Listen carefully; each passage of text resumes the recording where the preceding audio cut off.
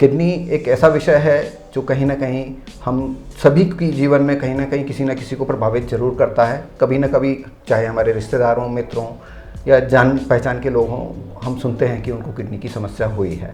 तो किडनी को लेकर के हम उसकी रक्षा कैसे कर सकते हैं, और किडनी के जो बीमारियां होती हैं वो किस तरह की होती हैं, और कैसे उनके हम लक्षण को पहचानें, किस तरह के उनके उपचार हैं, इस सब को जानने के लिए आज हम मौजूद हुए हैं शहर के जाने माने नेफ्रोलॉजिस्ट डॉक्टर संजय गुप्ता के पास। तो सर, आपका बहुत बहुत स्वागत है। और आज हम क्रॉनिक किडनी डिजीज़ के बारे में आपसे चर्चा करने के लिए उपस्थित हुए हैं।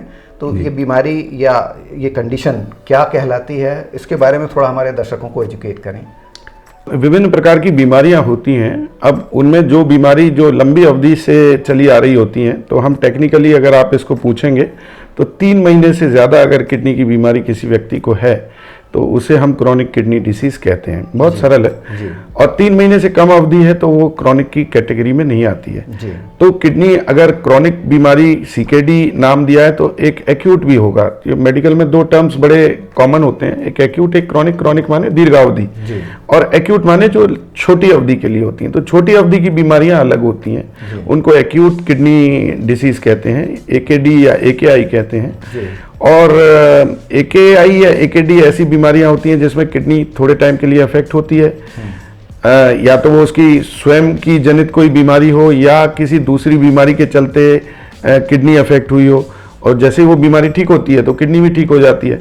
तो इसी वजह से बोला जाता है कई बार, जैसे एक्यूट किडनी डिसीज और क्रॉनिक किडनी डिसीज में डायग्नोस्टिक फर्क कर लेना किसी भी फिजिशियन के लिए बहुत ज़रूरी और प्राथमिक आवश्यकता है। क्योंकि अगर हमारा डायग्नोसिस गड़बड़ है तो हम पेशेंट को प्रोग्नोसिस भी गड़बड़ देते हैं। माने पेशेंट को ये बोलना कि भाई आपको तो लाइफ लॉन्ग जो है डायलिसिस पे रहना पड़ेगा, ट्रांसप्लांट, क्योंकि ये कुछ ऐसी चीज़ें हैं जो समाज में बड़ी प्रचलित हैं और पेशेंट डर जाते हैं। तो जैसे एक्यूट किडनी डिसीज है वो तो ठीक हो जाती है 3 महीने के अंदर अंदर। अगर वो ठीक हो जाती है तो कई बार मैंने देखा है कि मरीज जो हैं वो डिसहार्टेंड हो जाते हैं बहुत ही ज़्यादा, तो वो दूसरी ट्रीटमेंट कराने लगते हैं, कई तरह के ट्रीटमेंट कराने लगते हैं। फिर आपने कई बार विज्ञापनों में भी देखा होगा कि वो ये बोलते हैं कि साहब XYZ डॉक्टर ने, किसी ने हमको बोला था कि आपकी तो डायलिसिस चलेगी तो किडनी बदलवाई जाएगी, तो ये ऐसा, परंतु आपकी दवाई लेने के बाद मैं अब पूर्णतः स्वस्थ हो गया हूँ। तो यहाँ ये समझना बहुत ज़रूरी है कि हमारा प्राथमिक डायग्नोसिस क्या है, क्या वो एक्यूट किडनी डिसीज़ है या वो क्रॉनिक किडनी डिसीज़ है। अगर एक्यूट किडनी डिसीज़ है तो वो ठीक होने की संभावनाएं बहुत है, बिल्कुल 90% ठीक होने की संभावना रहती है, यानी आप उसको स्टेज 0 पे ला सकते हैं। पर क्रॉनिक किडनी डिसीज अगर है तो इसका दूसरा मतलब इरिवर्सिबिलिटी भी है, यानी गाड़ी को आप पीछे नहीं लौटा सकते, यानी उस बीमारी को पीछे ला करके बिल्कुल ठीक कर लेना, स्टेज 0 पे पहुंचा देना, वो संभव नहीं है। तो chronic kidney disease normally progressive होती है, और अलग अलग बीमारियां जो किडनी को अफेक्ट करती हैं उनकी प्रोग्रेस की रेट भी अलग अलग होती है। तो कोई बीमारी बहुत फास्ट प्रोग्रेस करती है, कोई बीमारी स्लो प्रोग्रेस करती है। जैसा भी है, किडनी की बीमारी की प्रोग्रेस को स्लो किया जा सकता है अगर वो सीकेडी है तो, लेकिन उसको वापस से स्टेज 0 पे या जिस स्टेशन से चली थी उस स्टेशन पे वापस उस गाड़ी को नहीं लाया जा सकता। तो सर, आपने जैसे कि बताया कि 2 तरह की कंडीशंस होती हैं, एक एक्यूट आपने बताई और एक आपने जो बताई कि ये प्रोग्रेस करती है और क्रॉनिक कैटेगरी है। तो इसको आप आइडेंटिफाई कैसे करते हैं कि आपने बताया कि अगर प्रोग्नोसिस और डायग्नोसिस अगर ठीक नहीं है तो फिर आगे के सिलसिले गड़बड़ाते हैं? हमको बड़ी बारीकी से मरीज की हिस्ट्री लेना पड़ती है जी, और हिस्ट्री के अतिरिक्त हम दूसरी चीज़ का भी ध्यान रखते हैं कि हम कुछ इन्वेस्टिगेशंस के द्वारा उसको पता कर सकते हैं कि ये एक्यूट है या क्रॉनिक है। अगर किसी नेफ्रोलॉजिस्ट को आप देखेंगे तो वो काफ़ी बारीकी से पेशेंट को जो है स्टडी करना पड़ती है, फिजिकल एग्जामिनेशन है, हिस्ट्री है, और इसके अलावा फिर हम लोग इन्वेस्टिगेशंस, बहुत सारे इन्वेस्टिगेशंस हैं हमारे पास जिसके द्वारा हम ये डिसाइड कर सकते हैं कि ये बीमारी क्रॉनिक है कि ये बीमारी एक्यूट है। जी जी जी जी। तो डॉक्टर साहब, इसके बाद बात आती है कि आपने इसको एक्सप्लेन कर दिया है कि 2 तरह की हो सकती है, ये बीमारी इस तरह की है। अब अगला क्वेश्चन हम ये जानना चाहेंगे आपसे कि जो ये क्रॉनिक किडनी डिजीज़ है, इसके क्या सिम्टम्स आते हैं जिससे कि हमको समझ जाना चाहिए कि हमारे शरीर में किडनी का फंक्शन गड़बड़ा रहा है और हमको चिकित्सक की सलाह की ज़रूरत है? बड़ा अच्छा प्रश्न आपने किया, क्योंकि मेरी प्रैक्टिकल लाइफ में मैं ये पाता हूँ कि कई बार हमारे यंग पेशेंट्स होते हैं जिनकी उम्र 40 वर्ष से नीचे की होती है और जब हमारे पास लाए गए होते हैं तो उनकी किडनी अंतिम अवस्था की सीकेडी में होती है। सीकेडी को भी हमने बहुत सारे स्टेजेस में विभाजित किया हुआ है। तो स्टेज 1 to 5 सीकेडी होती है। 5 जो स्टेज है, हमारे पास ज़्यादातर पेशेंट स्टेज 4 और स्टेज 5 में आते हैं।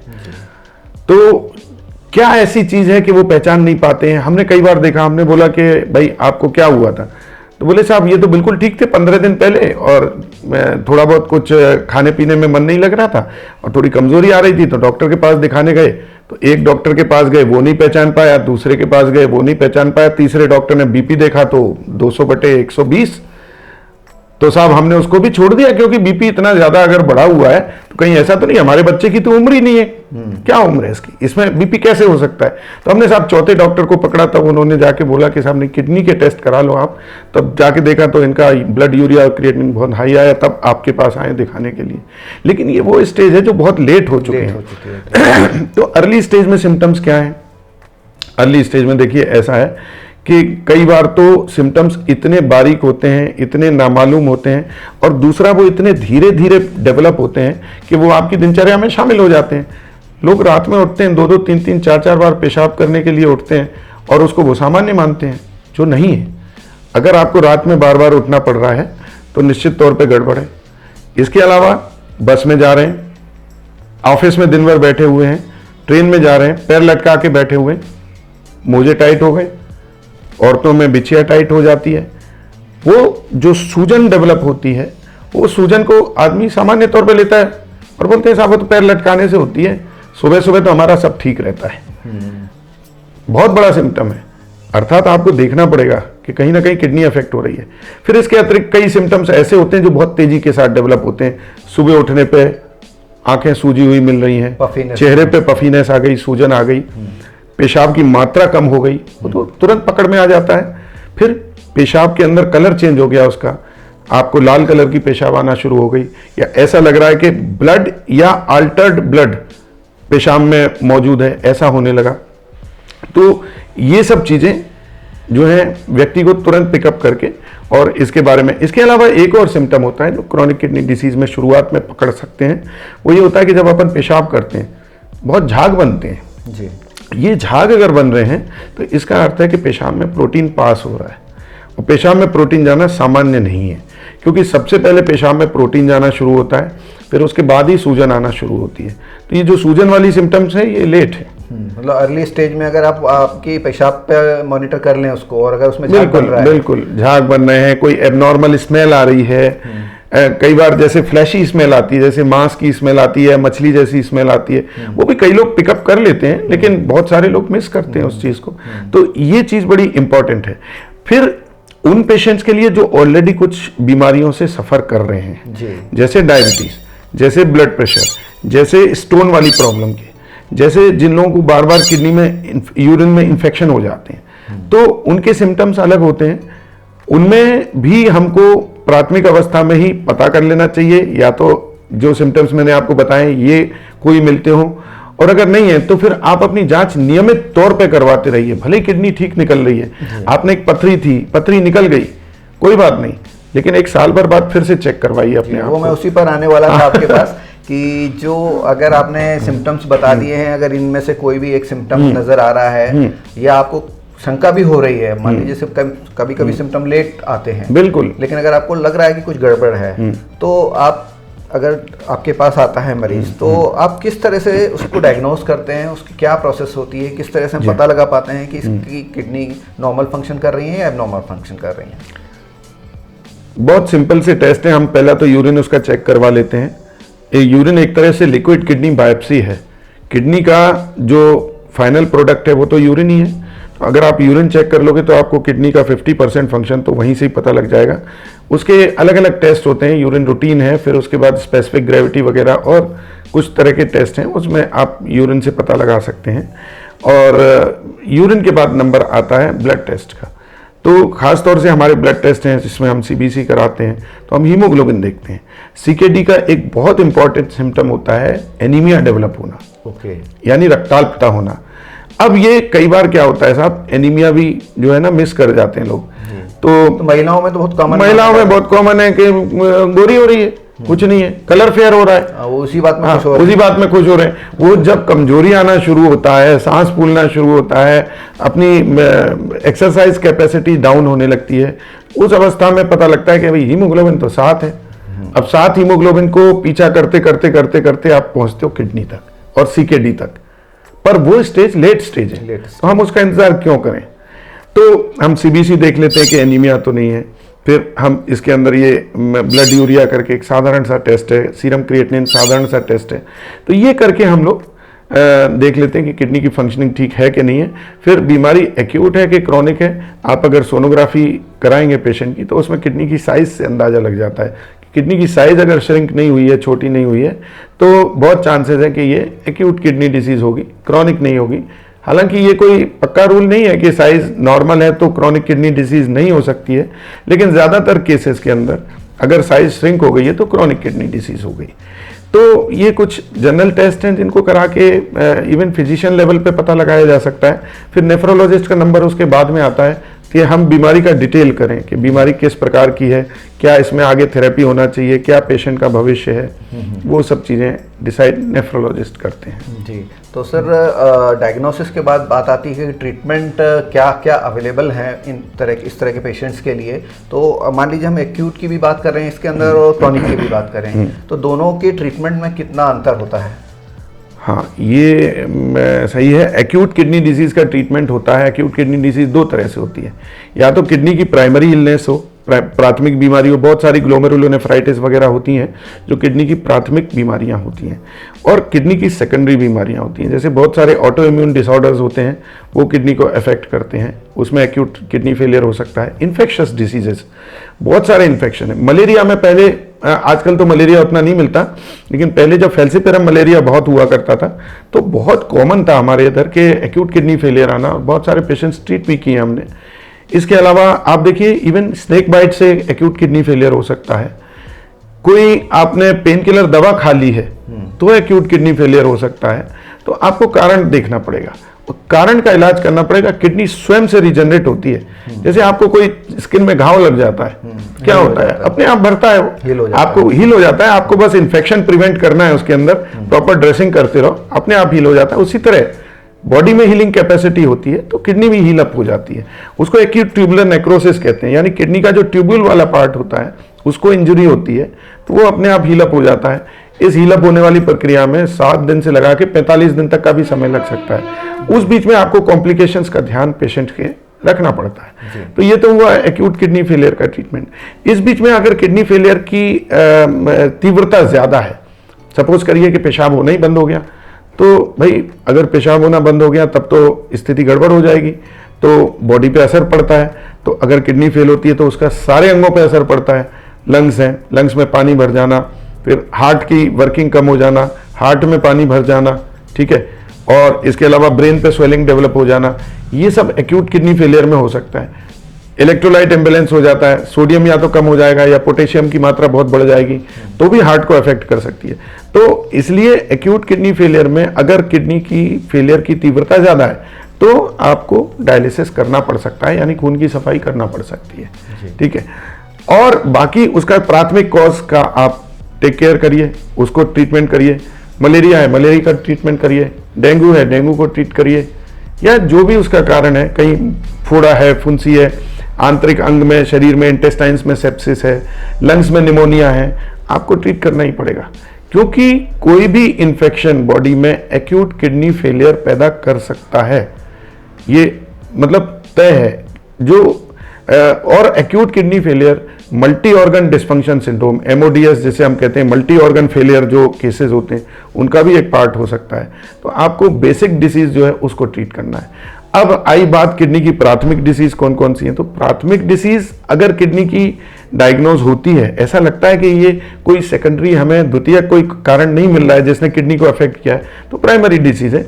प्राइमरी डिसीज में कई बार हम लोग किडनी बायोप्सी करते हैं, उससे पता लगा लेते किस प्रकार की बीमारी है, और उस बीमारी का अगर हम ट्रीटमेंट करते हैं तो सफलता मिलने के चांसेस बहुत बढ़ जाते हैं। तो ये जो आपने बायोप्सी का जिक्र किया, तो ये क्या कैंसर के केस में भी इसको आपको बिल्कुल, बायोप्सी का मतलब ये होता है किडनी से एक छोटा सा चावल के दाने के बराबर का पीस एक विशेष नीडल के द्वारा अल्ट्रासाउंड की गाइडेंस में निकाल लिया जाता है, उस पीस को अपन हिस्टोपैथोलॉजिकल एग्जामिनेशन यानी उसका माइक्रोस्कोप से जांच करके उसको क्लासिफाई किया जाता है किस प्रकार की बीमारी है। उससे हमें बहुत कुछ चीज़ों का आइडिया लग जाता है, क्योंकि किडनी को देखिए, किडनी को ना स्टेथोस्कोप से हम सुन सकते हैं, ना ऑडिबल होती है, ना वो बोलती है, ना वो कोई इस प्रकार का संकेत देती है, तो हमारे पास और कोई उपाय नहीं है। तो या तो हम ब्लड से टेस्ट करें, तो फिर जब AKI में ब्लड टेस्ट की एक लंबी श्रृंखला है, जब आपको किडनी की बीमारी समझ में नहीं आ रही तो आपको एक बहुत सारे टेस्टों की बैटरी है वो करानी पड़ती है। उसमें बायोप्सी भी एक शामिल है कि आप डायरेक्ट एग्जामिनेशन करिए किडनी टिश्यू का कि ये किस प्रकार की बीमारी है, उससे पता लग जाता है और उसी के आधार पर आपको ट्रीटमेंट बेस्ड है। पर क्रोनिक किडनी डिसीज के अंदर स्थिति डिफरेंट है। क्रोनिक किडनी डिसीज में आपको वे दवाइयां देनी पड़ती हैं जिससे कि उसकी प्रोग्रेस थोड़ी स्लो हो जाए। एक तो चीज़ ये खाने पीने में परिवर्तन, हम कई बार कहते हैं कि भाई प्रोटीन रेस्ट्रिक्ट करिए। बहुत हाई अमाउंट में जो लोग प्रोटीन कंज्यूम कर रहे हैं, खासतौर से मांसाहारी लोग डेली मांसाहार ले रहे हैं, अब तो वो तो संभव नहीं है। तो हम कहते हैं भाई शाकाहारी भोजन लीजिए, सिर्फ उतना प्रोटीन लीजिए जो कि बॉडी के मेंटेनेंस और रिपेयर के लिए जरूरी है। तो सर आप जैसा बता ही रहे हैं कि फूड पर हम आ गए हैं और डाइट की बात चल रही है, तो ओवरऑल एक तो हम प्रिवेंटिव बात करेंगे कि जिसमें कि हो ही ना ये समस्या, और अगर हो गई है तो उसके बाद की क्या स्थितियां रहती हैं, तो उसमें हमको क्या सावधानियां खाने पीने में रखनी चाहिए। तो आप थोड़ा उस पर देखिए, डाइट में अगर आप कहते हैं कि प्रिवेंशन कैसा होना चाहिए, तो मेरे ख्याल में शरीर को स्वस्थ रखने के लिए जैसी डाइट होती है तो वो अगर आप रूल्स फॉलो कर रहे हैं तो किडनी उसका अपवाद नहीं है, यानी किडनी भी उन्हीं में शामिल है। अगर आप कह रहे हैं कि मैं हार्ट, समटाइम्स सर ये होता है कि आपने जैसे बताया ना कि एक्सेसिव प्रोटीन या और भी किसी तरह का एक्सेसिव कंजम्पशन अगर हो रहा है तो वो कहीं ना कहीं हो सकता है कि उस चीज को लीड करे ले जा करके CKD में। देखिए, ऐसा डाइट के द्वारा किडनी की बीमारी हो ऐसे कोई प्रमाण अपने पास नहीं है, लेकिन अगर किडनी की बीमारी है और उसमें हमें डाइट मॉडिफाई करनी है, ये आवश्यक है। तो एक्सेसिव प्रोटीन लेने वाले लोग कौन से हैं? वो एक ग्रुप है, जो लोग लड़के आजकल एक्सरसाइज कर रहे हैं, यंग लोग, वो लोग प्रोटीन सप्लीमेंट्स वगैरह लेते हैं। तो मेरा कहना ये है कि सप्लीमेंट्स को अपन एक लिमिटेड अमाउंट्स में लें और ये ट्राई करें कि हमें प्रोटीन के जो सोर्स हैं वो हमारे ज़्यादा से ज़्यादा नेचुरल सोर्सेज होने चाहिए। एग्स हैं हमारे नेचुरल सोर्स ऑफ प्रोटीन है, नॉन वेजिटेरियन फूड्स में भी दालें हैं, उनमें प्रोटीन्स होता है। लेकिन अगर एक बार किडनी की बीमारी है और डिटेक्टेड आउट है तो हमें प्रोटीन की मात्रा को निश्चित तौर पर सीमित रखना पड़ेगा। ऐसा नहीं कि अपन प्रोटीन बंद कर दिया, पहले यही बोलते थे कि दालें बंद कर दो, नॉनवेज भी बिल्कुल नहीं चलेगा, अंडा बिल्कुल नहीं खाओगे, तो ये सब चीज़ें अभी नहीं है। हमें शरीर के रिपेयर और मेंटेनेंस के लिए प्रोटीन की आवश्यकता है, परंतु अगर हम ज़्यादा प्रोटीन खाएंगे और हमारी किडनी वीक है, स्वस्थ नहीं है, तो उस पर उसको मेटाबोलाइज करने का, उसको फिल्टर करने का लोड ज़्यादा पड़ेगा। तो आप जानते हैं कि एक थका हुआ गधा पे अगर ज़्यादा लोड आप डाल देंगे तो वो बैठ जाएगा। तो इसलिए हमको उसका ख्याल रखना पड़ेगा। तो बस डाइट का इतना प्रिंसिपल है। दूसरा, हम कहते हैं कि फल और फलों का रस किडनी फेलियर की स्टेज 3 एंड अबव के ऊपर हम थोड़ा रेस्ट्रिक्ट करते हैं। वो इसलिए रेस्ट्रिक्ट करते हैं कि फलों में पोटेशियम की मात्रा बहुत ज़्यादा होती है, फिर एसिड की मात्रा बहुत ज़्यादा होती है। ये एसिड और पोटेशियम जब शरीर के अंदर जाते हैं तो किडनी इनको जो है वो बाहर करती है शरीर के, तो और इनकी मात्रा को एक बैलेंस बनाती है ब्लड के अंदर। वो बैलेंस कहीं खराब ना हो जाए, तो एसिडोसिस ना डेवलप हो जाए, कहीं पोटेशियम ना बढ़ जाए, हाइपरकैलेमिया ना डेवलप हो जाए, इसलिए हम फ्रूट्स या फ्रूट जूसेस का मना करते हैं। लेकिन फॉर सर्टेन पेशेंट्स एक लिमिटेड अमाउंट में आप दे सकते हैं। फिर भी कई फ्रूट्स रहते हैं, जैसे बनाना है, इसमें पोटेशियम बहुत हाई होता है, अनार है। अब क्या होता है, जैसे बड़ा हीमोग्लोबिन कम हो गया तो पब्लिक के अंदर बड़ी टेंडेंसी है अनार खाओ, चुकंदर खाओ, तो उससे क्या है कि उससे हमारा, और हरी पालक खाओ तो उससे हमारा जो है वो ब्लड बनने लगेगा। परंतु ऐसा नहीं होता है। तो एक तरफ ब्लड बना रहे हैं एक तरफ, और दूसरी तरफ किडनी को डैमेज कर रहे हैं, जो उसकी नहीं है उस समय। हाँ, ये भी बात है ना। तो पोटेशियम की मात्रा बढ़ सकती है उसमें, लेकिन जो किडनी की बीमारी में जो ब्लड की कमी होती है वो आयरन की कमी से नहीं होती है ज्यादातर करके। यानी हमारे पास रॉ मटेरियल तो भरपूर होता है, आप गलती से रॉ मटेरियल ज्यादा दे रहे हो बॉडी को। हमारे पास जो डायरेक्टर है वो किडनी है। एरिथ्रोपोइटिन नाम का एक हार्मोन निकलता है किडनी से, जो डायरेक्ट करता है ब्लड की फॉर्मेशन को। ब्लड फॉर्मेशन होता है हड्डियों में अंदर, बोन मैरो के अंदर, तो उसको एक डायरेक्टर चाहिए। किसी भी फिल्म को बनाने के लिए एक डायरेक्टर चाहिए होता है ना साहब, बिना डायरेक्टर तो फिल्म बनती नहीं है। तो ये डायरेक्टर जो प्रोड्यूस होता है, ये प्रोड्यूसर डायरेक्टर, ये किडनी होती है। और रॉ मटेरियल जो है वो हमारे कलाकार हैं, तो उसमें आयरन भी एक है। तो ये जो रॉ मटेरियल है ये तो काफी रहता है हमारे पास, ऐसा नहीं है। तो उससे नुकसान होने की संभावना है। परंतु अर्ली स्टेजेस जैसे स्टेज 3 के पीछे की जो 1 to 3 जो किडनी डिसीज है, उसमें इतना सब रेस्ट्रिक्शन करने की कोई ज़रूरत नहीं है। प्रोटीन्स को लिमिट करिए, पोटेशियम आप अलाउ कर सकते हैं। फिर बात आती है पानी की। कहते हैं साहब पानी जो है वो नेफ्रोलॉजिस्ट लोग कहते हैं कि पानी कम कर दीजिए। तो ये सब डिपेंड करता है कि पेशेंट किस बीमारी से पीड़ित है। उसको ऐसा तो नहीं कि बहुत ज़्यादा सूजन आ रही हो, उसकी पेशाब की मात्रा कम हो। अगर पेशाब की मात्रा कम है तो आप उसको सोचो कि पानी पीने से बढ़ जाएगी, ये बिल्कुल गलत है। तो जितना पानी आप पियोगे, अगर किडनी को 600 ml, 700 ml, 800 ml पेशाब डेली बनानी है तो वो तो उतनी बना के बंद कर देगी। इसके बाद का जो आपका पानी का पोर्शन होगा, कुछ लंग्स में बैठ जाएगा, कुछ पेट के अंदर जमा हो जाएगा, कुछ पैरों में स्किन के नीचे जमा हो जाएगा, जिसे आप सूजन कहते हो। तो सूजन बढ़ जाएगी।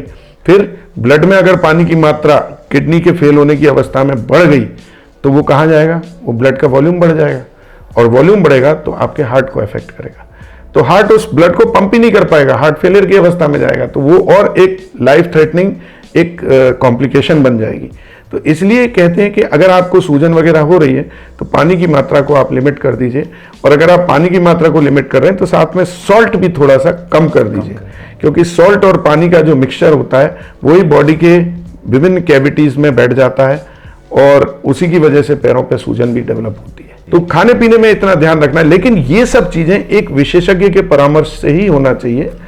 मतलब सेल्फ ट्रीटमेंट नहीं करना है। सेल्फ ट्रीटमेंट करने की अगर बात आएगी तो फिर आपको सेल्फ ट्रीटमेंट तो बहुत तरह के होते हैं। वो कोई कहता है, अभी किसी ने बोला साहब हमें नहीं मालूम था, आपके पास आए थे तो आपने बोला किडनी की बीमारी है, और हमारे मौसा जी आए तो मौसा जी बोले अरे क्या डॉक्टर गलत बोलता है, किडनी की बीमारी में क्या है? अरे भाई पानी पियो, सुबह उठ के 3 लोटा पानी पियो तांबे में रखा हुआ, और शाम तक आप ठीक हो जाओगे। पेशाब निकलेगा, पेशाब के साथ सब अशुद्धियां बाहर हो जाएंगी। अरे भाई आप गलत सलाह दे रहे हो और गलत सलाह पालन कर रहे हो। पता चला 4 दिन बाद हमारे पास फिर आ गए, हमने भाई सूजन इतनी कहाँ से बढ़ा लाए? लेकिन कुछ नहीं, जब उनसे पूछो तो ये पता चलता है कि ये वाला चल रहा है। तो मतलब मौसा जी और चाचा जी की बजाय आपको एक्सपर्ट की एडवाइस, तो आप एक्सपर्ट एडवाइस लीजिए, डाइटिशियन के पास जाइए जो आपको प्रॉपरली गाइड कर सके, क्योंकि डाइटिशियन ये बात बहुत अच्छी तरीके से जानते हैं, न्यूट्रिशनिस्ट ये बात बहुत अच्छी तरीके से जानते हैं कि कहाँ पे अपने को क्या ट्रीटमेंट प्रेस्क्राइब करना है। और मेरे ख्याल में कोई भी नेफ्रोलॉजी प्रेस्क्रिप्शन बिना डाइटरी इंस्ट्रक्शंस के अधूरा है। तो आज आपने बहुत ही लंबा गोता लगाया है आज हम लोगों ने किडनी के ट्रीटमेंट को लेकर के और किडनी की समस्याओं को लेकर के।